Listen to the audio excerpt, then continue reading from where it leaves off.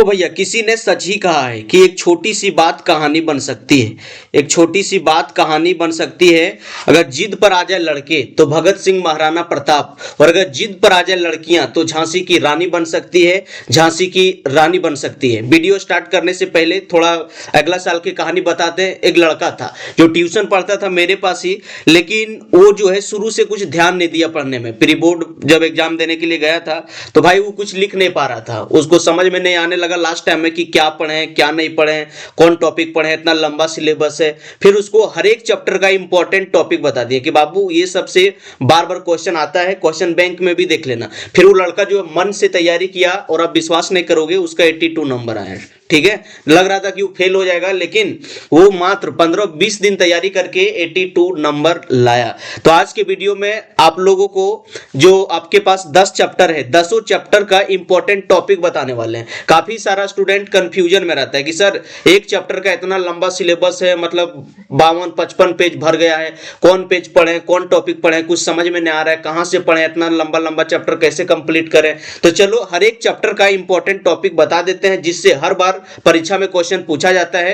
और इस बार वही सब टॉपिक से क्वेश्चन पूछा जाएगा। जिस तरह से पढ़ने का सिलेबस होता है उसी तरह क्वेश्चन पूछने का भी सिलेबस होता है। क्वेश्चन बैंक पलटा के देख लेना, हर एक साल वही सब टॉपिक से क्वेश्चन आता है, सिर्फ हल्का फुल्का वैल्यू चेंज कर देता है। ठीक है, तो चलो शुरू करते हैं। आज आप लोग को इंपॉर्टेंट टॉपिक बता देते हैं। चलो देखो भैया, आज जो है हम लोग 12th का देखने वाले हैं, 12th क्लास का देखने वाले हैं।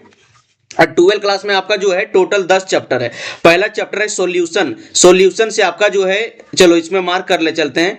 चलो भैया ये वाला थोड़ा टच हो जाए। चलिए, तो पहला चैप्टर आपका जो है फिजिकल का है सॉल्यूशन। सॉल्यूशन से आपका 7 मार्क्स का पूछा जाता है। ठीक है, उसके बाद दूसरा चैप्टर है आपका इलेक्ट्रोकेमिस्ट्री। इलेक्ट्रोकेमिस्ट्री से भी आपका 9 मार्क्स का क्वेश्चन पूछा जाता है। तीसरा चैप्टर है chemical kinetics. Chemical kinetics, chemical kinetics से आपका 7 मार्क्स का क्वेश्चन पूछा जाता है। अगला है D and F block. D F block element से आपका 7 नंबर का पूछा जाता है। और साथ ही coordination compound, coordination compound chapter से जो है भैया आपको यहां से भी 7 नंबर का क्वेश्चन पूछा जाता है। उसके बाद आ गया हेलो एल्केन और हेलो एरिन। इस चैप्टर से आपका 6 नंबर पूछा जाता है। अगला 7वां चैप्टर है अल्कोहल, फिनोल एंड ईथर। इस चैप्टर से आपका 6 मार्क्स पूछा जाता है। उसके बाद aldehyde, ketone and carboxylic acid. Aldehyde, ketone and carboxylic acid जो चैप्टर है, रंग क्यों नहीं रहा, aldehyde, ketone, carboxylic acid chapter से 8 मार्क्स का पूछा जाता है। उसके बाद एमीन्स, एमीन्स चैप्टर जिससे 6 मार्क्स का क्वेश्चन पूछा जाता है। लास्ट है बायोमोलिक्यूल्स। बायोमोलिक्यूल से भाई आपका 7 मार्क्स का क्वेश्चन पूछा जाता है। और अभी आपको जो है इंपॉर्टेंट टॉपिक बताने वाले हैं, बस वीडियो के अंत तक बने रहो, पूरा सिलेबस नहीं पढ़ना है। देखो भैया, कई सारा लड़का देखा होगा कि इस साल भर खाया पिया, गर्लफ्रेंड से बतियाया, हाँ ही दांत बिदारा, और लास्ट टाइम में पढ़ के जो लड़का 1 साल पूरा दम लगा के पढ़ता है उसका नंबर कम आ जाता है, जो गधा बैल के जैसा मेहनत किया होता है। और जो लड़का मतलब सदा मौज किया है उसका नंबर ज्यादा आ जाता है। क्यों? क्योंकि वो स्मार्ट वर्क जानता है, वो मतलब मेन टॉपिक को पढ़ता है, वीवीआई टॉपिक को। 80% 20% things give you 80% of the result. दुनिया संसार का 20% चीजें होती है जो आपको 80% रिजल्ट दिलवाती है। तो आज आपको वही 20% सिलेबस बताने वाले हैं जो आपको 80% नंबर दिलाएगा। तो चलो शुरू करते हैं। देखो भैया, फर्स्ट का जो 3 चैप्टर है ये वाला देखो, फर्स्ट का 3 चैप्टर यहां से लेकर यहां तक, यहां से यहां तक, चैप्टर नंबर 1 2 ये सॉल्यूशन, इलेक्ट्रोकेमिस्ट्री और केमिकल काइनेटिक्स, ये आपका फिजिकल के अंदर आता है, ये आपका फिजिकल केमिस्ट्री के अंदर आता है। उसके बाद देखो आपका जो डी एंड एफ ब्लॉक जो है, डी एंड एफ ब्लॉक और कोऑर्डिनेशन कंपाउंड, चैप्टर नंबर 4 और 5, ये जो है भैया आपका इनऑर्गेनिक के अंदर आता है। इनऑर्गेनिक, ठीक है, ये आपका इनऑर्गेनिक का चैप्टर है। और आपका लास्ट में जो है 6 से लेकर, यहां देखो 6 से लेकर 10 तक, यहां तक 6 से लेकर 10 तक ये जो है आपका ऑर्गेनिक, ऑर्गेनिक, ये ऑर्गेनिक का चैप्टर है। ठीक है, तो सबसे पहले देख लो कि यहां से आपका जो है कितना मार्क्स आएगा, 7 14 7 21 22 23।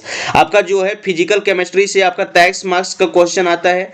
और आपका इनऑर्गेनिक केमिस्ट्री से है, देख लो D and F block coordination compound, 7 number का है। 14 नंबर का क्वेश्चन यहां से आता है आपका इनऑर्गेनिक से। और टोटल आपका जो है 33 नंबर, यहां से देख लो, यहां से कितना बच जाता है, अब जोड़ लो कितना बचा है, 23, इधर 23 हो गया, 14 हो गया, 23 और 14 कितना हुआ, 4 3 7, 2 और 1 3, 37 नंबर कवर हो गया है। और अगर इसमें हम 33 जोड़ दें, 33 अगर जोड़ दें प्लस कर दें तो 7 3 10 के 0, 1 बाकी 3 3 6 और 1 7, 70। और 30 मार्क्स का जो है आपका भैया ऑर्गेनिक केमिस्ट्री से आता है। ठीक है, तो देख लो कि सबसे ज्यादा वेटेज किसका है। सबसे ज्यादा वेटेज यहाँ 33 नंबर, सॉरी यहाँ 30 नंबर लिखा गया, 33 number.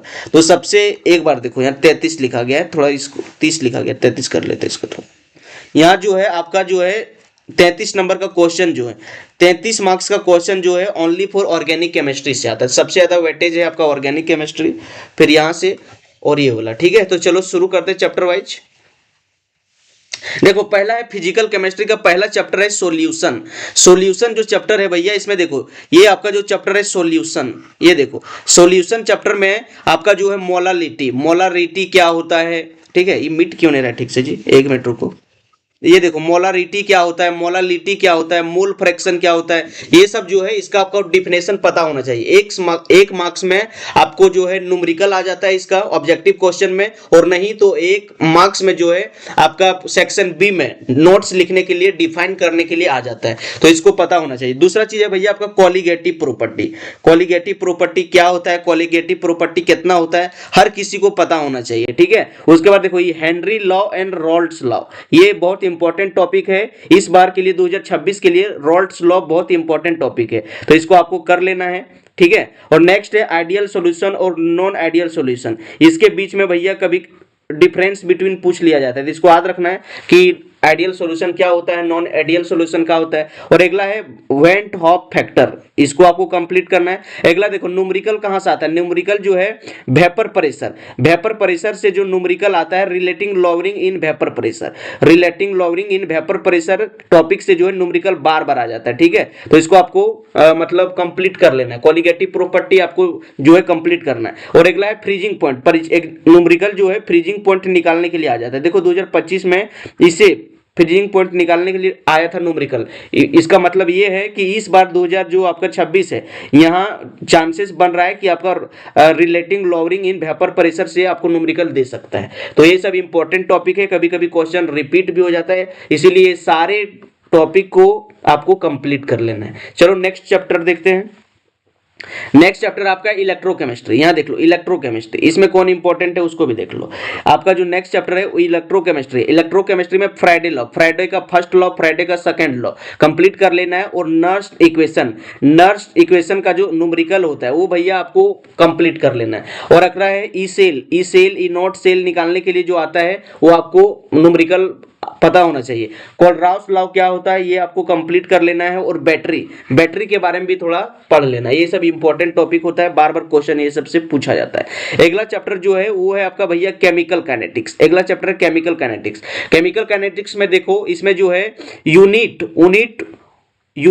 Of rate constant for different order, इसमें पूछ लिया जाता है कि फर्स्ट ऑर्डर का यूनिट क्या होगा, परीक्षा में पूछ लिया जाता है कि जीरो ऑर्डर का यूनिट क्या होगा, फर्स्ट ऑर्डर का यूनिट क्या होगा, सेकेंड ऑर्डर का यूनिट क्या होगा, तो ये सब आपको यूनिट पता कर लेना है। अगला है ग्राफ, ये देखो भैया ग्राफ जो है आपका फर्स्ट ऑर्डर का और जीरो ऑर्डर का ग्राफ पता होना चाहिए कि ग्राफ किधर किधर जाता है। इस तरह से जो ग्राफ बनल है, ठीक है, इस तरह से जो आपका ग्राफ बनल है, ग्राफ आप लोगों को पता होना चाहिए, इसको याद कर लेना, आ जाता है। ऑर्डर और मोलिक्यूलरिटी के बीच में डिफरेंस लिखने के लिए बार बार आता है। और इसका जो है ऑब्जेक्टिव में 1 मार्क्स में ऑर्डर और मोलिक्यूलरिटी को फाइंड करने के लिए भी क्वेश्चन आता है, तो ये टॉपिक आपको कंप्लीट कर लेना है। अगला है न्यूमेरिकल। न्यूमेरिकल कहां से आता है, देखो फर्स्ट ऑर्डर रिएक्शन और जीरो ऑर्डर रिएक्शन के रिगार्डिंग इस पर जो है न्यूमेरिकल आता है, तो फर्स्ट ऑर्डर और जीरो ऑर्डर पर आपको न्यूमेरिकल प्रैक्टिस कर लेना है। और साथ में एक्टिवेशन एनर्जी, एक्टिवेशन एनर्जी निकालने के लिए आपको सिखाया गया था, जो आपको पता होना चाहिए। चलो, तो ये 3 चैप्टर जो है फिजिकल का, 3 चैप्टर फिजिकल का है, तीनों से आपका जो है 5-5 मार्क्स का क्वेश्चन आता है, इस बात समझो। सबसे पहले इससे क्वेश्चन आपका आता है, इसको आप इग्नोर नहीं कर सकते हो। तो ये तीनों चैप्टर जो फिजिकल का है, सॉल्यूशन, इलेक्ट्रोकेमिस्ट्री और केमिकल काइनेटिक्स, यहां से 5-5 मार्क्स का क्वेश्चन एक आता है, तो इसको कंप्लीट करना है, नहीं हो। उसके बाद देखो इनऑर्गेनिक में आ जाते हैं। इनऑर्गेनिक में जो है आपका डी एंड एफ ब्लॉक, यहां देखो चौथा चैप्टर है डी एंड एफ ब्लॉक का कौन कौन टॉपिक कंप्लीट करना है उसको देखो। सबसे पहले जो है आपका D and F block. D and F block में पहला है ट्रांजिशन एलिमेंट या फिर ट्रांजिशन मेटल। ट्रांजिशन मेटल किसको कहते हैं ये आपको पता होना चाहिए। डी ब्लॉक एलिमेंट किसको कहते हैं? जिंक, कैडमियम, मरकरी को स्यूडो ट्रांजिशन मेटल क्यों कहा जाता है? ठीक है, तो इस तरह से क्वेश्चन है 3 मार्क्स में लिखने के लिए आ जाता है। तो ट्रांजिशन मेटल किसे कहते हैं, डी ब्लॉक मेटल किसे कहते हैं, और आपका जो है स्कैंडियम से लेकर जिंक तक सभी एलिमेंट का एटॉमिक नंबर पता होना चाहिए, इलेक्ट्रॉनिक कॉन्फ़िगरेशन पता होना चाहिए। ये सब से क्वेश्चन बार बार आता है। अगला चीज है केमिकल प्रॉपर्टी। इसमें KMnO4 और K2CR2O7 का एसिडिक मीडियम में आप लोगों का रिएक्शन बताया गया था, वो रिएक्शन को आपको कंप्लीट करने के लिए पता होना चाहिए। ठीक है, तो केमिकल प्रॉपर्टी में KMnO4 और K2CR2O7 मतलब पोटेशियम परमैंगनेट और पोटेशियम डाइक्रोमेट में जो रिएक्शन एसिडिक मीडियम में, बेसिक मीडियम में, न्यूट्रल मीडियम में बताया गया था उसको पता कर लेना। अगला देखो कलर। कलर से क्वेश्चन आ जाता है, मतलब आपको दे देगा कि Cu पर 2+ है, कलर शो करेगा या नहीं शो करेगा। इसमें देखो मैग्नेटिक बिहेवियर पर भी क्वेश्चन पूछा जाता है। मैग्नेटिक बिहेवियर पर पूछा जाएगा, जैसे कि मतलब बोल देगा कि आयरन में +2 चार्ज है तो ये डायामैग्नेटिक होगा या फिर पैरामैग्नेटिक होगा, क्या होगा? मैग्नेटिक बिहेवियर निकालो। कभी कभी यहां से क्वेश्चन पूछ देगा कि भैया ये कलर शो करेगा या नहीं करेगा, मैग्नेटिक बिहेवियर। कभी कभी आपको जो मैग्नेटिक मोमेंट निकालने के लिए क्वेश्चन बार बार आता है। एक टॉपिक और इसमें ऐड कर लो, ठीक है, इसमें और एक टॉपिक जो है ऐड कर लो, मैग्नेटिक मोमेंट। अगला है मैग्नेटिक मोमेंट। मैग्नेटिक मोमेंट, तो मैग्नेटिक मोमेंट निकालने के लिए भी क्वेश्चन बार बार आता है, तो ये सब क्वेश्चन को आपको प्रैक्टिस करके रखना है। चलो नेक्स्ट चैप्टर देख लेते हैं। और नेक्स्ट चैप्टर जो है कोऑर्डिनेशन कंपाउंड। देखो कोऑर्डिनेशन कंपाउंड ये बहुत इंपॉर्टेंट टॉपिक है भैया, यहाँ से डायरेक्ट क्वेश्चन आ जाता है। ठीक है, और ये सब सारा चैप्टर जो है पढ़ा के रखती है। देखो कोऑर्डिनेशन कंपाउंड में आपको नोमेनक्लेचर पता होना चाहिए। नोमेनक्लेचर से आपको जो है 3 मार्क्स का क्वेश्चन आता है, सिर्फ नोमेनक्लेचर से। अगर आपको नोमेनक्लेचर पता है तो यहाँ से 3 मार्क्स आपका कंप्लीट हो जाएगा। इसलिए नोमेनक्लेचर जो है मोस्ट VVI है, ये नोमेनक्लेचर जो है पूरा कंप्लीट कर लो। अगर आप जो है कोऑर्डिनेशन कंपाउंड का नाम लिखने के लिए नहीं जानते हो तो प्लेलिस्ट में जाओ, कोऑर्डिनेशन कंपाउंड का प्लेलिस्ट बना हुआ है, उसमें पूरा ट्रिक से सिखाए हैं। एक बच्चा है वो अपना चाचा जी को बोलते हैं कि लाओ चाचा लड्डू, लाओ चाचा लड्डू। बस ये कहानी आप सीख जाओ, मतलब जान जाओगे, उसके बाद कोऑर्डिनेशन कंपाउंड का नाम चलते चलते लिख लोगे। तो अगर आप नहीं देखे हो तो वीडियो जाके प्लेलिस्ट में देख लो। 3 मार्क्स भैया गड़बड़ा नहीं, 3 मार्क्स बहुत होता है। 1 नंबर कम आ गया ना तो आप फेल हो जाओगे। ठीक है, चलो अगला टॉपिक देख लो। यहाँ से लिगेंड। लिगेंड आपको पता होना चाहिए कि लिगेंड कितना प्रकार का होता है, होमोलेप्टिक लिगेंड क्या होता है, हेप्टोलिप्टिक लिगेंड क्या होता है, ये सब याद कर लेना। उसके बाद अगला टॉपिक है वार्नर थ्योरी। वार्नर थ्योरी को भी आपको कंप्लीट कर लेना है। अगला है valence bond theory. Valence bond theory most VVI है, यहां से लगता है इस बार क्वेश्चन पूछा जाएगा, या फिर क्रिस्टल फील्ड स्प्लिटिंग से या फिर वैलेंस बॉन्ड थ्योरी से 100% क्वेश्चन आएगा बाबू। ये दो टॉपिक है मोस्ट VVI टॉपिक है, ये दोनों का क्वेश्चन प्रैक्टिस कर लो। इसमें क्या है कि वैलेंस बॉन्ड थ्योरी से पूछ देगा कि आपको दे देगा कोई भी एक कंपाउंड दे देगा, उसमें बोलेगा कोऑर्डिनेशन कंपाउंड, उसमें बोलेगा उसका मैग्नेटिक प्रॉपर्टी बताओ और उसका ज्योमेट्री बताओ। अगर नहीं जानते हो तो वीडियो पढ़ा हुआ है, जाके चैप्टर देख लेना। अगला है आइसोमरिज्म। आइसोमरिज्म में ये 3 आइसोमरिज्म मोस्ट इंपॉर्टेंट है। ठीक है, तो इसको कंप्लीट कर लेना। आइसोमरिज्म में आयनोजेशन आइसोमरिज्म क्या होता है, ठीक है, हाइड्रेट आइसोमरिज्म क्या होता है और लिंकेज आइसोमरिज्म क्या होता है, ये सब आप लोग को कंप्लीट कर लेना है, देख लेना है। ये सबसे क्वेश्चन बार बार पूछा जाता है। अगला देखो ऑर्गेनिक केमिस्ट्री में हम लोग घुस गए हैं। ऑर्गेनिक केमिस्ट्री को पता है कि हम लोगों का कंप्लीट ऑर्गेनिक केमिस्ट्री से कितना मार्क्स का क्वेश्चन आता है, 33 मार्क्स का। ठीक है, तो 33 मार्क्स के लिए अब हम लोग रेडी तैयार हो जाते हैं और देखते हैं कौन कौन चैप्टर से कौन कौन टॉपिक इंपॉर्टेंट है। पहला चैप्टर है हेलो एल्केन्स और हेलो एरिन। देखो ये वाला हेलो एल्केन्स और हेलो एरिन, इसमें जो है सबसे पहला 1 नंबर में एक नोमेनक्लेचर 100% आता है इस चैप्टर से। ठीक है, तो आपको नोमेनक्लेचर प्रैक्टिस कर लेना हेलो एल्केन और हेलो एरिन का, और इसमें SN1 रिएक्शन क्या होता है, SN2 रिएक्शन क्या होता है, इसको कंप्लीट कर लेना है, क्योंकि यहां से क्वेश्चन आ जाएगा कि 2-3 को कंपाउंड दे देगा और बोलेगा कौन SN2 रिएक्शन फास्ट करेगा, कौन SN1 रिएक्शन फास्ट करेगा, तो ये सब आपको कंप्लीट करना है। अगला है मार्कोनिकॉफ रूल और एंटी मार्कोनिकॉफ रूल। ठीक है, मार्कोनिकॉफ रूल क्या होता है, एंटी मार्कोनिकॉफ रूल क्या होता है, इसको देख लेना, इस पर क्वेश्चन आता है। अगला है एलिमिनेशन रिएक्शन। ठीक है, एलिमिनेशन रिएक्शन टॉपिक कंप्लीट करना है। अगला है भैया नेमिंग रिएक्शन में देखो ये चारों आपका नेमिंग रिएक्शन है जिससे एगो पक्का आएगा 100%। ये चारों में एगो आपका 100% आएगा, उसमें से पहला है उर्द रिएक्शन। ठीक है, आप लोग को यहां से एगो कंप्लीट कर लेना है। सबसे पहले उर्द रिएक्शन। उर्द रिएक्शन क्या होता है, उसके बाद फिनकेल्स्टीन रिएक्शन। फिनकेल्स्टीन रिएक्शन बहुत इंपॉर्टेंट है, एक एक साल दो दो साल तीन तीन एक एक साल दो दो साल छोड़ छोड़ के फिनकेल्स्टीन रिएक्शन आते रहता है। कभी कभी इसका मतलब रिएजेंट पूछ लिया जाता है, कभी कभी प्रोडक्ट पूछ लिया जाता है, ठीक है। और अगला है आपका सैंडमेयर रिएक्शन। ये सैंडमेयर रिएक्शन मोस्ट वीवीआई है, और ये स्वार्ट्स रिएक्शन भी वीवीआई है लेकिन उतना वीवीआई नहीं है, ठीक है। तो ये सब टॉपिक बाबू कंप्लीट करना है। आगे देखो, अगला जो है वो है अल्कोहल फिनोल एंड ईथर। 7वां चैप्टर तक आ गए हम लोग, ठीक है। अल्कोहल फिनोल ईथर, इसमें कौन कौन टॉपिक इंपॉर्टेंट है देख लो। इसमें सबसे पहले इंपॉर्टेंट है हाइड्रेशन ऑफ अल्कीन।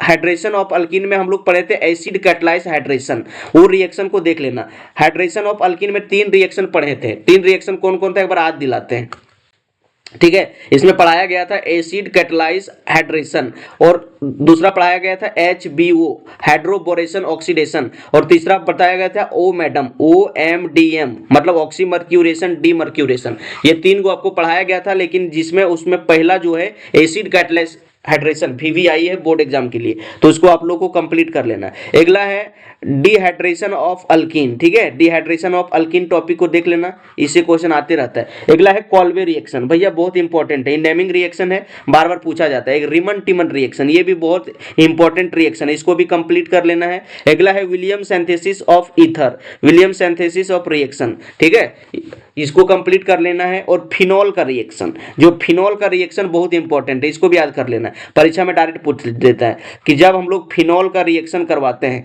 जब हम लोग फिनॉल का रिएक्शन करवाते हैं कॉन्क HNO3 के साथ, कॉन्क HNO3 के साथ, तो क्या बनता है। तो इस तरह का रिएक्शन बहुत इंपॉर्टेंट है। जब हम लोग फिनॉल का रिएक्शन करवाते हैं ब्रोमीन वाटर से, तो क्या बनता है। तो ये रिएक्शन मोस्ट इंपॉर्टेंट है, इसको आपको कंप्लीट कर ही लेना है। इसको छोड़ के जाना मतलब अपने पैर में कुल्हाड़ी मारना। तो ये सब टॉपिक को बिल्कुल नजरअंदाज नहीं करना है। ये सारा जो आपको बतैले जा रहे हैं, पूरा एक तो हाईलाइटर लो और अपना जो है नोट्स पलटाओ, और नोट्स में जो जो टॉपिक बताएं उसको हाईलाइट करो, और वो सब टॉपिक को पानी पानी कर दो। 3 बार 4 बार 5 बार पढ़ो, आपका नस नस में बैठ जाना चाहिए। फिर देखना कि 95 प्लस स्कोर करने से किसी का बाप नहीं रोक पाएगा, ठीक है।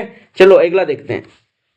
अगला चैप्टर देखो, यहां पर है मेरा अल्डिहाइड कीटोन और कार्बोक्सिलिक एसिड। यहां देखो अल्डिहाइड कीटोन और कार्बोक्सिलिक एसिड चैप्टर बहुत इंपॉर्टेंट है। इसमें आपको अल्डोल कंडेंसेशन, ठीक है, करोस अल्डोल कंडेंसेशन, ये पूरा डीप से पढ़ाए थे ऑफलाइन क्लास में, पूरा हंसी मजाक के साथ। इसको आपको रिवीजन कर लेना है। और साथ ही कैनिजारो रिएक्शन को आपको रिवीजन कर लेना है। HVZ रिएक्शन, ये भी मोस्ट इंपॉर्टेंट है, इस पर शॉर्ट नोट्स लिखने के लिए आ जाता है, ठीक है। उसके बाद आपका जो है क्लीमेंसन रिडक्शन और रोजनमुंड रिडक्शन, ये दोनों रिएक्शन, और स्टीफन रिडक्शन, ये बहुत इंपॉर्टेंट है। उसके बाद टॉलेंस रिएजेंट, टॉलेंस रिएजेंट क्या होता है, टॉलेंस टेस्ट क्या होता है, फेलिंग टेस्ट क्या होता है, आइडियोफॉर्म टेस्ट क्या होता है। ये तीनों टेस्ट में एक टेस्ट का क्वेश्चन आपका इस बार आएगा, ठीक है। तो इसको आपको कंप्लीट कर लेना है। उसके बाद है न्यूक्लियोफिलिक एडिशन रिएक्शन, ठीक है। न्यूक्लियोफिलिक एडिशन रिएक्शन अल्डिहाइड और कीटोन के साथ अमोनिया का रिएक्शन, ठीक है, हाइड्रोक्सिल एमाइन का रिएक्शन, हाइड्रोजन का रिएक्शन, सेमी कार्बाजाइड का रिएक्शन, ठीक है। तो ये सब जो रिएक्शन बताया गया था वो सब रिएक्शन को आपको याद रखना है, यहां से क्वेश्चन बार बार पूछा जाता है। चलो अब नेक्स्ट चैप्टर हम लोग देख लेते हैं 9 जो है भैया एमीन्स चैप्टर है। एमीन्स चैप्टर भैया ये भी मोस्ट इंपॉर्टेंट चैप्टर है। बेसिक स्ट्रेंथ ऑफ एमाइन, मतलब इसमें एमाइन का बेसिक स्ट्रेंथ जो है कंपेयर करने के लिए आ जाएगा, गैसियस स्टेट में, ठीक है, एक्वस स्टेट में। तो ये सब बेसिक स्ट्रेंथ आपको कंप्लीट रखना है। और साथ ही carbylamine reaction, carbylamine reaction naming reaction है, इस पर शॉर्ट नोट्स लिखने के लिए आ जाता है 5 नंबरिया में और 3 नंबरिया में, तो इसको आपको कंप्लीट कर लेना है। और साथ ही आपको याद रखना है हॉफमान ब्रोमाइड डिग्रेडेशन, हॉफमान ब्रोमाइड डिग्रेडेशन, तो ये रिएक्शन बहुत इंपॉर्टेंट है, इसको भी आपको भैया कंप्लीट कर लेना है। और लास्ट में डाइजोनियम साल्ट, डाइजोनियम साल्ट के अंदर जो है सैंडमेयर रिएक्शन, गेटरमैन रिएक्शन, ठीक है, और इसका रिडक्शन, जब हम लोग रिडक्शन करवाते हैं तो क्या होता है। तो ये सब जो है प्रॉपर्टी डाइजोनियम साल्ट का सभी को पता होना चाहिए, बहुत इंपॉर्टेंट है। अगला चैप्टर देखो, अगला चैप्टर 10वां चैप्टर, हम लोग लास्ट चैप्टर आ गए हैं, उसका नाम है बायोमोलिक्यूल। क्या नाम है भैया, बायोमोलिक्यूल। बायोमोलिक्यूल के अंदर देखो फाइब्रस प्रोटीन और ग्लोबुलर प्रोटीन के अंदर में डिफरेंस पता होना चाहिए, डिफरेंस लिखने के लिए आ जाता है, ठीक है। तो फाइब्रस प्रोटीन और ग्लोबुलर प्रोटीन, उसके बाद डीएनए और आरएनए, डीएनए और आरएनए के बीच में डिफरेंस लिखने के लिए आ जाता है। ये दोनों में एक आपका परीक्षा में अभी आ जाएगा 3 मार्क्स में, 3 मार्क्स में आ जाएगा, या तो डिफरेंस बिटवीन फाइब्रस प्रोटीन और ग्लोबुलर प्रोटीन और डीएनए और आरएनए के बीच में आपको डिफरेंस पता करना है। उसके बाद डीनेचुरेशन ऑफ प्रोटीन, ये 2 मार्क्स में लिखने के लिए आ जाता है नोट्स, या फिर 1 मार्क्स में। उसके बाद chemical property of glucose, glucose का जो केमिकल प्रॉपर्टी, ग्लूकोज का जो 6-7 को रिएक्शन बताए थे, वो 6-7 रिएक्शन आपको पता होना चाहिए। इसमें जो है 3 नंबर में पूछ लिया जाता है, 3 रिएक्शन 3 मार्क्स में आपको दे देगा। उसके बाद डिफिशियंसी डिजीज ऑफ विटामिन, कौन सा विटामिन के कमी से कौन बीमारी होता है, जैसे ए के कमी से रतौंधी, बी से बेरी, सी से स्कर्वी, डी से रिकेटस, ये सब जो है ना, ये सब आपको पता होना चाहिए। और कौन सा आहार लेने से ये विटामिन का डिफिशियंसी पूरा होगा, हर किसी को पता होना चाहिए। तो 10 का 10 चैप्टर में जो मोस्ट इंपॉर्टेंट टॉपिक है ये आपको बता दिए। ये सबसे क्वेश्चन बनने का संभावना 99% रहता है, ठीक है। तो ये सब टॉपिक आपको भैया कंप्लीट करके ही जाना है। और अगर आप टॉप करना चाहते हो स्कूल में, मोहल्ला में, कॉलेज में, डिस्ट्रिक्ट में, झारखंड में, तो बाबू आपको पूरा सिलेबस मन से पढ़ाई करना है, मन से। हम अभी जो कमजोर बच्चा था उसके लिए सब टॉपिक बता दिए, जो 90-95 प्लस स्कोर करना चाहता है। अगर आप सोचते हो कि नहीं यार हमको 95, 96, 97, 95 से लेकर 100 तक के 100 में रहना है, तो आपको पूरा सिलेबस को कवर करना है, ठीक है। चलो आगे हम लोग देख लेते हैं और क्या है लास्ट में। देखो अभी देखो है हम लोग का केमिस्ट्री का एग्जाम है 13 फरवरी को, केमिस्ट्री का एग्जाम है 13 फरवरी को, और इसी टाइम में जो है 14 फरवरी आ रहा है, ठीक है। किस day, Valentine day, propose day, हक डे, पता नहीं कौन कौन डे आता है। तो उसके लिए कहना चाहेंगे कि भैया रोज पर नहीं रोजगार पर ध्यान दो, रोज पर नहीं रोजगार पर ध्यान दो। रोज लेने वाली लड़कियां भी रोजगार देखती है। अगर आपके पास पैसा नहीं ना तो लात मार के लड़कियां चल जाएगी, ठीक है।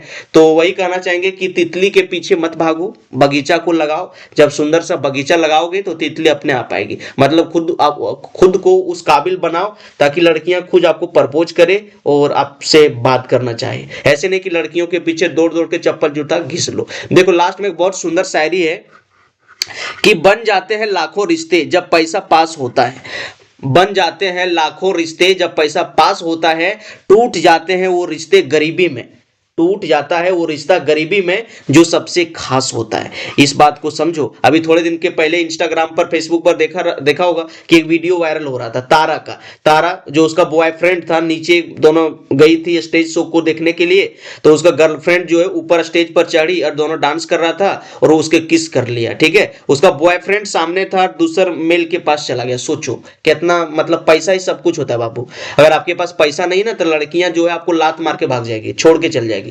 जिस तरह से मक्खी घी से मक्खी को निकाल के फेंक देते हैं ना, उसी तरह से लड़कियां जो है आपको अपने जीवन से निकाल के फेंक देगी अगर आपके पास पैसा नहीं है, टैलेंट नहीं है। इसलिए लड़कियों के पीछे भागने से अच्छा है कि अपना करियर बनाने के पीछे भागो, फिर देखना लड़कियां आपके पीछे भागेगी। तो चलो मिलते हैं किसी नेक्स्ट वीडियो में, तब तक के लिए take care, best of luck, पढ़ाई करते रहो और आगे बढ़ते रहो।